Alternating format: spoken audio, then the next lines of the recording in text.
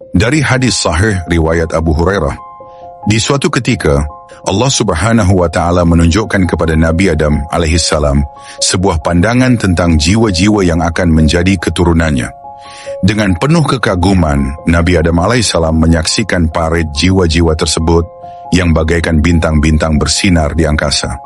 Namun di antara banyaknya jiwa, ada satu yang pancarannya begitu terang dan berbeda. Nabi Adam alaihissalam merasa terpanggil untuk mengetahui lebih jauh tentang sosok ini.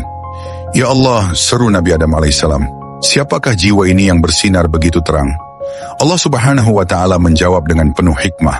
Dia adalah Daud, seorang nabi yang akan diutus kepada Bani Israel di masa depan. Ia akan memiliki tugas mulia untuk membimbing kaumnya yang keras kepala dan sering ingkar kepadaku. Nabi Adam alaihissalam mendengarkan penjelasan ini dengan penuh kekaguman. Namun di tengah kekagumannya ia bertanya, Ya Allah, berapa lama ia akan hidup di dunia? Allah menjawab, umurnya hanya 60 tahun. Mendengar jawaban ini, Nabi Adam alaihissalam merasa berat hati. Bagaimana mungkin seseorang yang memiliki cahaya sedemikian terang hanya hidup sesingkat itu? Lalu, dengan penuh rasa kasih kepada keturunannya, Nabi Adam alaihissalam memohon, Ya Allah, izinkan aku memberikan sebagian dari umurku kepada Daud. Biarkan ia hidup lebih lama agar ia dapat melaksanakan tugasnya dengan lebih baik. Allah Subhanahu wa Ta'ala mengabulkan permohonan Nabi Adam alaihissalam. Baiklah, aku tambahkan 40 tahun dari umurmu untuk Daud, sehingga umurnya menjadi 100 tahun. Nabi Adam alaihissalam merasa lega dan bersyukur karena ia bisa memberikan sesuatu yang berarti kepada keturunannya. Malaikat mencatat perubahan ini dan waktu terus berjalan. Hari demi hari berlalu, Nabi Adam alaihissalam menjalani hidupnya dengan penuh kesyukuran atas rahmat yang Allah berikan. Namun, seperti halnya semua makhluk, tibalah waktu ketika malaikat Israel datang untuk mencabut nyawa Nabi Adam alaihissalam. Malaikat Israel menyapa Nabi Adam alaihissalam dengan lembut, Wahai Adam, waktumu di dunia telah habis. Aku datang untuk melaksanakan perintah Allah Subhanahu wa Ta'ala. Nabi Adam alaihissalam terkejut. Bagaimana mungkin? Bukankah umurku 1000 tahun? Rasanya masih ada waktu. Malaikat Israel mengingatkan dengan lembut, Wahai Adam, tidakkah engkau ingat bahwa 40 tahun dari umurmu telah engkau berikan kepada Nabi Daud? Namun Nabi Adam alaihissalam yang saat itu lupa, mengingkarinya. Aku tidak pernah memberikan umurku kepada siapapun, katanya. Malaikat Israel tetap sabar.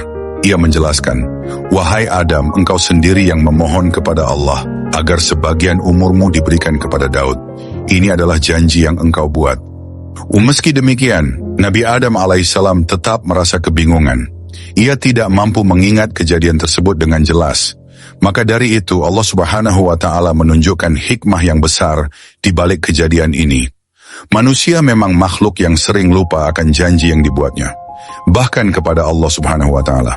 Peristiwa ini memberikan pelajaran penting bagi seluruh keturunan Nabi Adam alaihissalam bahwa manusia memiliki kecenderungan untuk lupa. Dalam sebuah hadis, Rasulullah bersabda, Adam lupa, maka anak-anak Adam pun lupa. Adam bersalah, maka anak-anak Adam pun bersalah. Lupa adalah sifat bawaan manusia, tetapi bukan berarti lupa dapat dijadikan alasan untuk mengingkari janji. Allah Subhanahu wa Ta'ala berfirman dalam Al-Quran, dan penuhilah janji. Sesungguhnya janji itu pasti dimintai pertanggungjawaban.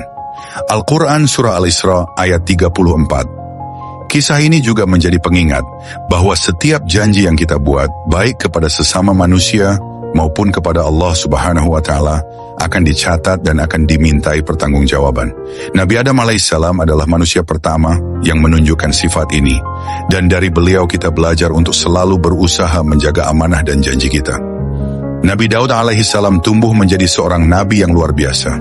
Ia diberikan banyak keistimewaan oleh Allah Subhanahu wa Ta'ala, termasuk kemampuan melunakkan besi dengan tangan dan suara merdu yang dapat membuat gunung dan burung bertasbih bersama dengannya.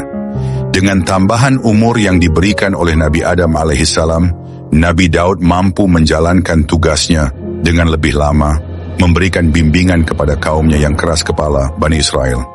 Namun tambahan umur ini juga mengajarkan bahwa setiap detik kehidupan adalah anugerah dari Allah Subhanahu wa Ta'ala yang harus dimanfaatkan dengan baik.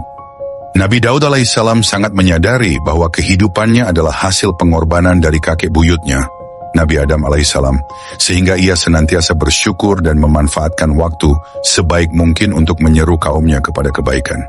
Sahabat umat muslim, sebelum kita masuk ke kisah utamanya, kami mohon agar Anda menonton video ini hingga akhir supaya tidak terjadi kesalahpahaman. Jangan lupa untuk memberikan like, subscribe, dan tinggalkan komentar jika ada yang perlu diluruskan dari kisah kali ini. Bismillah, mari kita mulai kisahnya.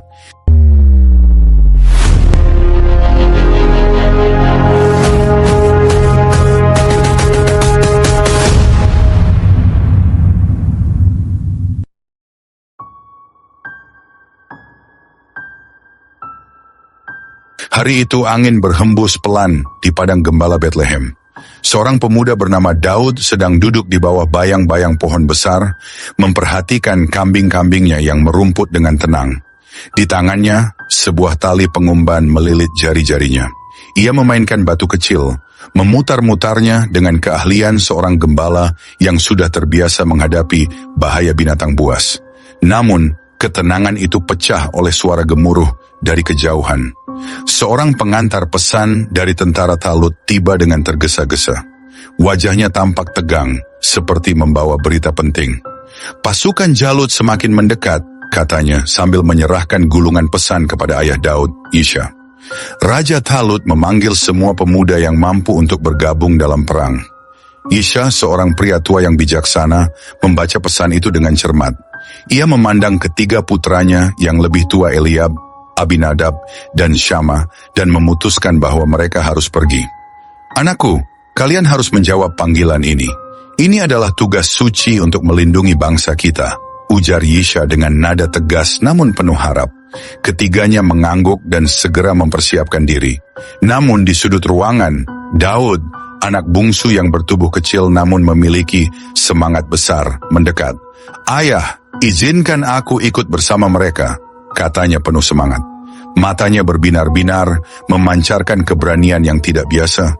Yisha tersenyum kecil. Daud, kau masih terlalu muda. Tugasmu adalah menjaga kambing-kambing ini dan memastikan kakak-kakakmu memiliki makanan di medan perang. Daud tampak kecewa, tetapi ia tidak membantah. Baiklah ayah, tapi izinkan aku setidaknya mengantarkan makanan untuk mereka nanti, katanya lirih. Hari demi hari berlalu. Di medan pertempuran, pasukan Talut berusaha memperkuat diri, namun mereka menghadapi tantangan besar. Jalut, seorang raja yang tidak hanya kejam, tetapi juga memiliki tubuh besar yang menakutkan, memimpin pasukan musuh dengan penuh kekuatan. Tentara Bani Israel merasa gentar, bahkan di bawah komando Talut yang bijaksana. Di tengah kegundahan itu, seorang nabi bernama Syami'un mendapat wahyu dari Allah Subhanahu wa Ta'ala. Dalam doanya yang khusyuk, ia diberi petunjuk tentang seorang pemuda yang akan menjadi pahlawan besar. Ciri-ciri pemuda itu jelas. Tubuhnya kecil tetapi hatinya penuh iman dan keberanian. Ketika Syami'un berjalan di antara tenda-tenda tentara, ia melihat Daud yang sedang mengantarkan susu kepada kakak-kakaknya. Pemuda itu tampak sederhana, tetapi ada sesuatu yang membuat Syami'un tertegun. Siapa pemuda itu? Tanya Syami'un kepada salah satu prajurit. Dia Daud, anak Yisha dari Bethlehem. Dia hanya datang untuk membantu kakak-kakaknya, jawab prajurit itu. Syami'un mendekat dan memandang Daud dengan penuh perhatian. Anak muda, siapa namamu? Namaku Daud, Tuan, jawabnya sopan. Syami'un tersenyum dan menepuk bahu Daud. Wahai Daud, aku merasa Allah memiliki rencana besar untukmu. Kau tidak hanya datang untuk mengantarkan susu, kau datang untuk mengubah sejarah. Setelah berbicara dengan Daud, Syami'un segera menemui Talut. Wahai Raja Talut, aku telah menemukan pemuda yang akan mengalahkan Jalut. Namanya Daud. Talut tampak terkejut. Seorang pemuda, bagaimana mungkin ia mampu menghadapi Jalut yang begitu besar dan kuat? Percayalah, ini adalah petunjuk dari Allah Subhanahu wa Ta'ala. Kemenangan tidak datang dari ukuran tubuh, tetapi dari keimanan yang kokoh, tegas Syami'un. Talut memutuskan untuk memanggil Daud. Ketika Daud berdiri di hadapannya, Talut memandangnya dari atas hingga ke bawah. Kau sangat muda, Daud. Apa yang membuatmu berpikir bahwa kau bisa melawan Jalut? Daud mengangkat wajahnya dengan penuh keyakinan. Tuan, aku adalah seorang gembala. Ketika singa atau serigala menyerang domba-dombaku, aku tidak lari. Dengan tali pengumban ini, aku melindungi mereka. Jika aku bisa mengalahkan binatang buas, maka dengan izin Allah, aku juga bisa mengalahkan Jalut. Jawaban itu membuat Talut dan para prajurit terdiam. Ada sesuatu dalam suara Daud yang memancarkan keyakinan mendalam. Baiklah Daud, kata Talut akhirnya, kau akan bergabung dengan pasukan kami. Malam itu Daud berdoa dengan penuh khusyuk. Ia memohon kepada Allah agar diberi kekuatan. Ketika pagi tiba, ia tidak mengenakan baju zirah yang berat seperti prajurit lainnya. Sebaliknya, ia hanya membawa tali pengumban dan 5 batu bulat yang dipilihnya dari sungai. Para prajurit memandangnya dengan ragu. Apa yang bisa dilakukan seorang pemuda dengan batu dan tali? Bisik salah satu dari mereka.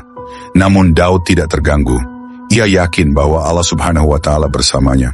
Angin padang pasir berhembus kencang, membawa butiran pasir yang berputar-putar di udara.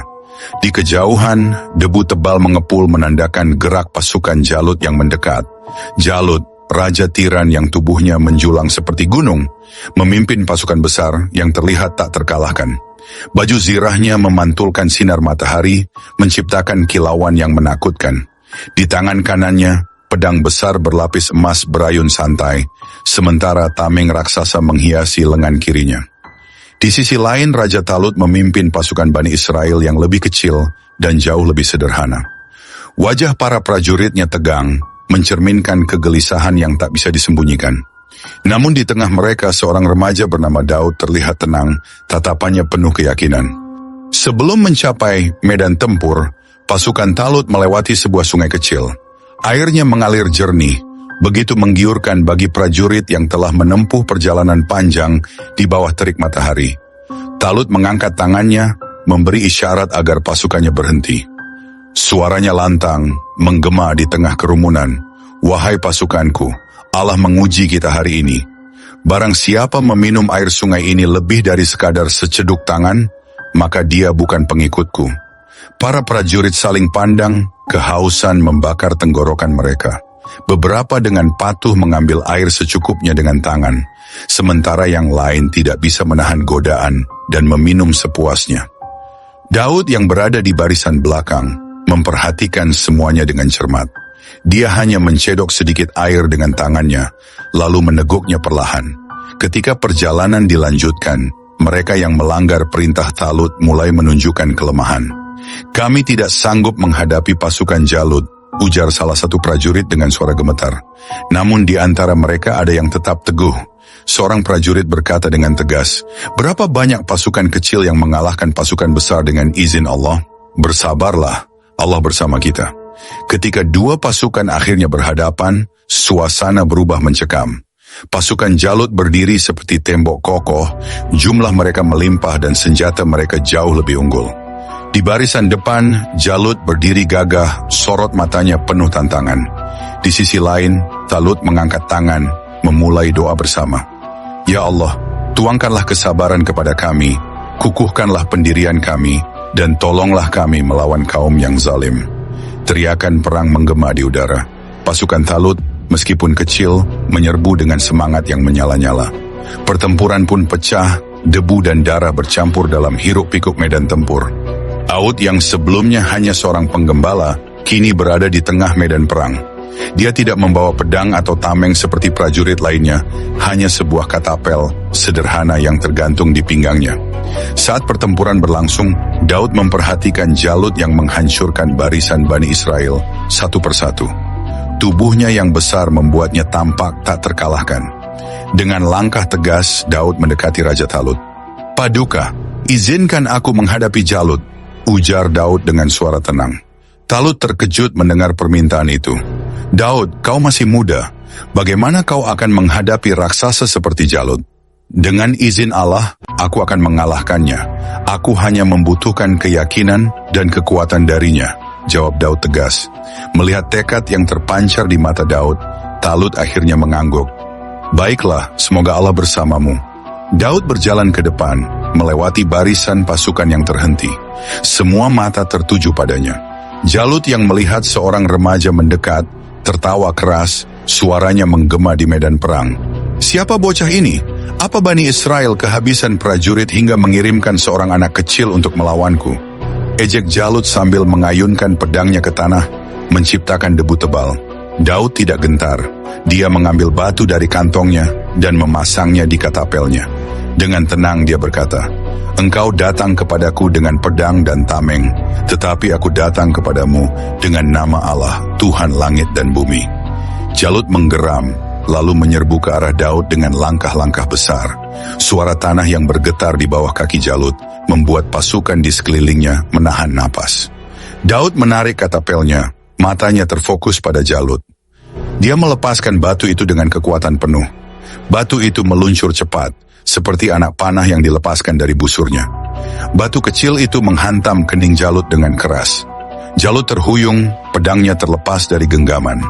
Raksasa itu jatuh dengan bunyi yang menggelegar. Debu tebal mengepul di sekitarnya. Semua terdiam, waktu seakan berhenti. Pasukan Jalut yang melihat pemimpin mereka tumbang segera kehilangan semangat. Mereka berlari tercerai-berai, meninggalkan medan perang. Talut dan pasukannya bersorak gembira. Mereka memuji keberanian Daud dan bersujud syukur kepada Allah atas kemenangan tersebut. Talut mendekati Daud, menepuk bahunya. "Engkau adalah pahlawan sejati hari ini, Daud. Dengan bantuan Allah, engkau telah membebaskan kami dari tirani Jalut." Daud hanya tersenyum, matanya basah oleh air mata haru. "Kemenangan ini milik Allah, bukan milikku." Sejak hari itu, nama Daud dikenal sebagai pahlawan yang membawa kebebasan bagi Bani Israel. Kemenangan ini tidak hanya membebaskan mereka dari penindasan Jalut, tetapi juga memperkuat iman mereka kepada Allah. Daud, remaja sederhana dengan keyakinan besar, menjadi teladan bahwa dengan keimanan dan izin Allah, segala hal yang tampak mustahil bisa tercapai.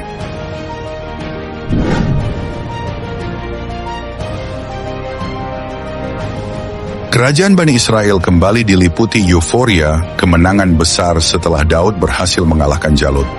Semua orang memujinya, mulai dari rakyat jelata hingga bangsawan. Talut, sang raja, menyadari bahwa Daud memiliki potensi besar yang tak hanya terbatas pada kekuatan fisik, tetapi juga kecerdasan, ketulusan, dan keberaniannya. "Daud, engkau adalah anugerah bagi bangsa ini," ujar Talut di depan para prajurit yang berkumpul. "Sebagai tanda penghormatan kami, aku ingin menjadikanmu bagian dari keluargaku. Apakah engkau bersedia menikahi putriku?" Daud menundukkan kepala, terkejut dengan tawaran tersebut. "Hamba hanya seorang prajurit biasa, Baginda. Apakah hamba pantas mendapatkan kehormatan sebesar itu?" Talut tersenyum. "Keberanianmu telah menyelamatkan kami semua. Engkau pantas mendapatkannya." Pernikahan Daud dengan putri Talut berlangsung meriah. Setelah itu, Daud diangkat menjadi panglima perang. Ia memimpin dengan bijaksana, menciptakan strategi yang selalu membawa kemenangan bagi bangsa Israel. Namun, keadaan berubah saat sisa-sisa penjajah kembali menyerang. Dalam pertempuran tersebut, Raja Talut gugur, meninggalkan kerajaan dalam kondisi yang rapuh. Salah satu putra Talut menggantikan tahta, tetapi kepemimpinannya tidak sekuat ayahnya. Di balairung istana, terdengar suara protes. "Raja baru kita tidak adil. Ia memungut pajak terlalu tinggi dan tak peduli pada rakyat kecil," teriak salah satu penasihat kerajaan. "Sungguh ironis," gumam Daud dalam hati. "Kerajaan ini membutuhkan pemimpin yang kuat dan adil." Ketidakpuasan rakyat menyebabkan perpecahan besar. Sebagian mendukung putra Talut, sementara yang lain mengalihkan dukungan kepada Daud. Konflik ini memuncak dalam pertempuran, di mana Daud dengan strategi briliannya berhasil memenangkan hati rakyat. "Kami membutuhkanmu, Daud," ujar salah satu tetua. "Pimpinlah kami dengan keadilan seperti yang kau tunjukkan selama ini." Daud akhirnya menerima tanggung jawab besar itu, dan diangkat menjadi raja. Ia memindahkan ibu kota kerajaan ke Baitul Maqdis, menjadikannya pusat spiritual dan politik bangsa Israel. Mukjizat Nabi Daud alaihissalam. Ke-1. Melunakkan besi seperti lilin. Suatu hari Nabi Daud alaihissalam sedang memikirkan perlengkapan perang yang lebih efektif. Dalam doa malamnya ia memohon bimbingan Allah subhanahu wa ta'ala. "Ya Allah, berilah hamba kemampuan untuk melindungi pasukanmu dengan perlengkapan yang lebih baik," pintanya. Keesokan harinya saat ia memegang sepotong besi, ia terkejut mendapati besi itu melunak di tangannya seolah-olah lilin. Ia mencoba membentuknya dan berhasil menciptakan baju zirah yang kokoh namun fleksibel. Para prajurit terkagum-kagum. "Ini luar biasa, Baginda," ujar seorang prajurit sambil memeriksa baju besi tersebut. "Ini adalah anugerah dari Allah," jawab Daud. "Gunakanlah dengan baik untuk melindungi kebenaran." Di usianya yang ke-40, Nabi Daud menerima wahyu kenabian. Allah menurunkan kitab Zabur yang berisi pujian-pujian kepada Allah, kisah umat terdahulu, dan peringatan untuk kaumnya. Suatu malam, dalam doa panjangnya, ia merasakan cahaya lembut menyelimuti hatinya. "Inilah kebenaran yang harus aku sampaikan kepada umatku," bisiknya. Melalui kitab Zabur, ia mengajarkan kaumnya tentang keimanan, ibadah, dan kedekatan dengan Allah. Ketiga, suara merdu dan burung-burung bertasbih. Di waktu lain, Daud duduk di atas bukit, membaca ayat-ayat dari kitab Zabur dengan suara yang begitu merdu hingga burung-burung di langit berhenti terbang dan berkumpul di sekitarnya. "Subhanallah," gumam salah satu pengikutnya. "Suara Baginda seperti melodi dari surga." Gunung-gunung pun bergema mengikuti tasbih Nabi Daud. "Allah benar-benar telah memberikan keajaiban pada suara ini," ujar seorang pemuda yang terpesona mendengar suara Nabi Daud. Keempat, menghapus wabah kolera. Kerajaan Nabi Daud pernah dilanda wabah penyakit kolera yang mematikan. Rakyat yang biasanya ceria berubah menjadi ketakutan. "Baginda, tolonglah kami," pinta seorang wanita tua sambil menangis. "Anak-anak kami sakit dan kami tak tahu harus bagaimana." Nabi Daud segera memerintahkan seluruh rakyatnya untuk berdoa dan bertaubat. Ia sendiri menghabiskan malam dengan doa penuh harap kepada Allah Subhanahu wa Ta'ala. "Ya Allah, dengan kuasa-Mu, angkatlah penyakit ini dari umat kami," pintanya. Esoknya, wabah tersebut hilang seperti tertiup angin. Rakyat bersyukur dan kembali hidup damai. Hari itu Abdullah bin Amr duduk di majelis Rasulullah Shallallahu Alaihi Wasallam bersama para sahabat lainnya. Pembicaraan berlangsung hangat, namun tiba-tiba Rasulullah memalingkan pandangannya ke arah Abdullah. Dengan nada lembut, Rasulullah bertanya, "Wahai Abdullah, benarkah aku mendengar kabar bahwa engkau selalu berjaga di malam hari untuk beribadah dan berpuasa sepanjang siang?" Abdullah mengangguk. "Benar ya Rasulullah, aku melakukannya dengan niat untuk mendekatkan diri kepada Allah Subhanahu wa Ta'ala," jawabnya tulus. Rasulullah tersenyum lembut, namun ada ketegasan dalam suaranya saat beliau berkata, "Berpuasalah tapi berbukalah juga, syalatlah di malam hari, tapi tidurlah pula. Tubuhmu punya hak atasmu, keluargamu punya hak atasmu, bahkan tamumu pun punya hak atasmu. Cukuplah bagimu berpuasa 3 hari setiap bulan. Pahalanya seperti berpuasa sepanjang tahun." Namun Abdullah tampak tak puas dengan saran itu.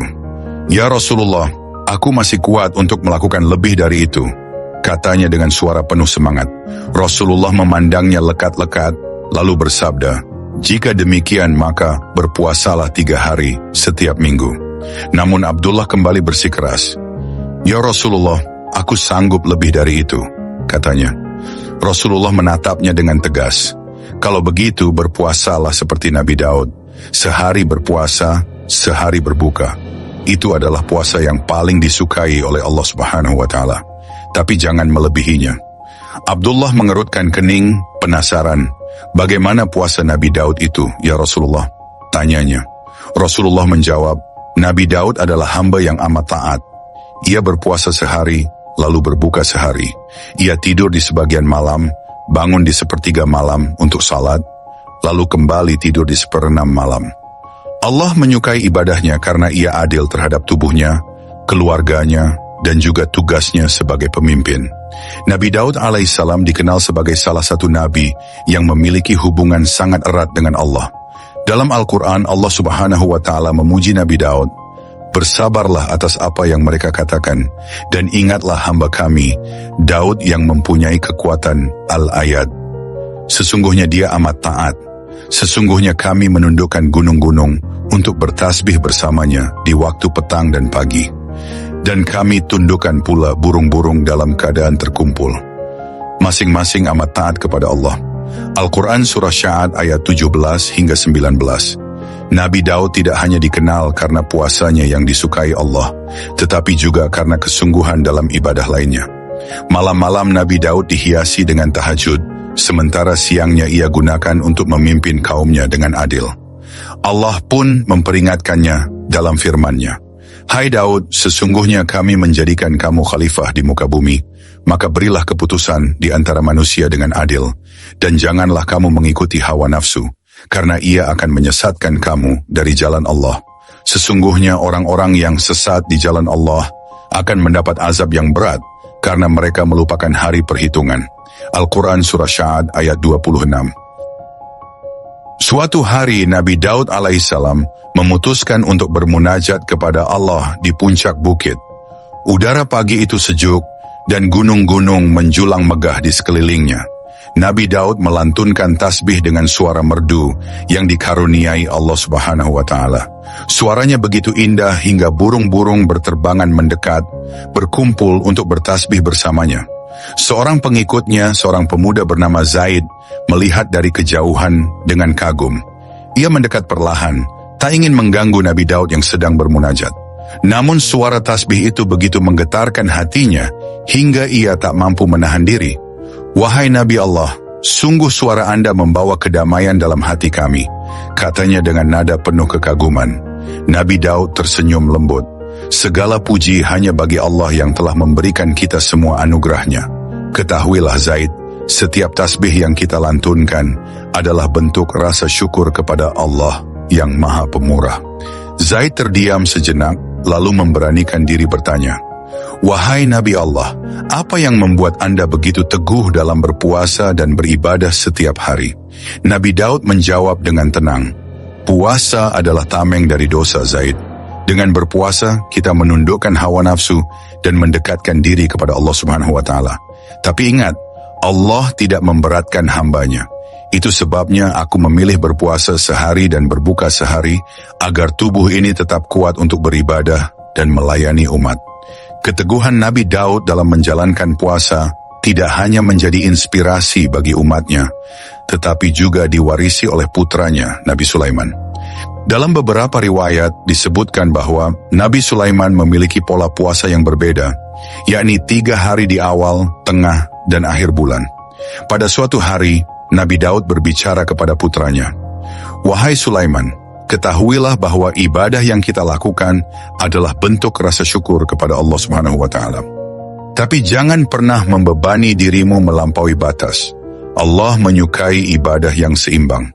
Sulaiman mengangguk, memahami nasihat ayahnya. "Aku akan mengingatnya, ayah. Aku ingin menjadi hamba yang Allah cintai seperti dirimu." Pada suatu masa, wilayah Nabi Daud dilanda wabah penyakit yang mematikan. Banyak rakyat yang jatuh sakit dan sebagian besar meninggal dunia. Nabi Daud pun memohon kepada Allah dengan sepenuh hati, "Ya Allah, hanya kepadamu kami memohon pertolongan. Hapuskanlah penderitaan rakyatmu ini dan tunjukkanlah kasih sayangmu." Doanya sambil bersujud. Atas izin Allah, wabah tersebut akhirnya musnah.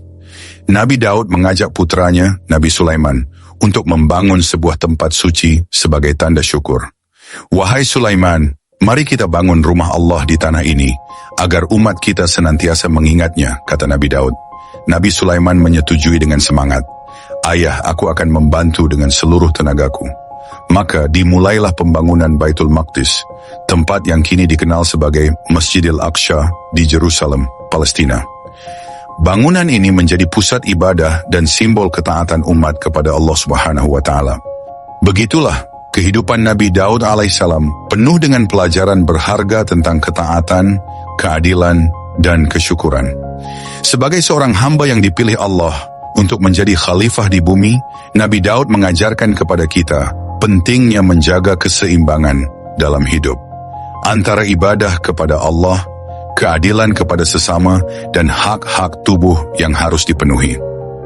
Puasa Nabi Daud yang begitu dicintai oleh Allah menjadi contoh bagaimana manusia dapat melatih diri dalam disiplin, kesabaran, dan kesungguhan untuk mendekatkan diri kepada Sang Pencipta.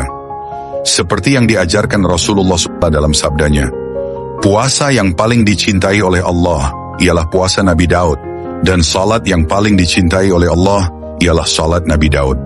Beliau tidur setengah malam, bangun sepertiganya, lalu tidur seperenam.